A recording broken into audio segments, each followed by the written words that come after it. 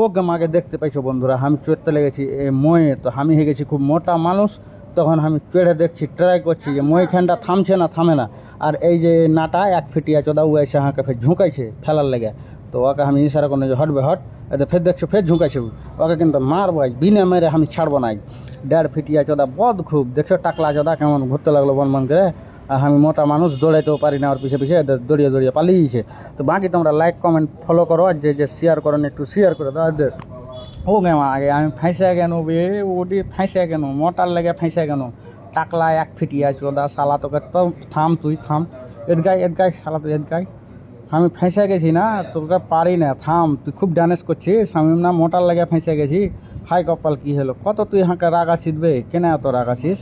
এই 1 ফিটিয়া চোদা টাকলা চোদা, ভাগলি তুই এখান থেকে? হ্যাঁ এই টাকলা, এই তুই কত ড্যানেজ রাখাছিস? তুই তো আমাকে শেষ করে দিলি রাগিয়া, আমি তো এখন রাগিয়া পাক পাকে আছি। তোকে পাইলে কিনা তোর বেলে বেলে মারতুম রে টাকলা।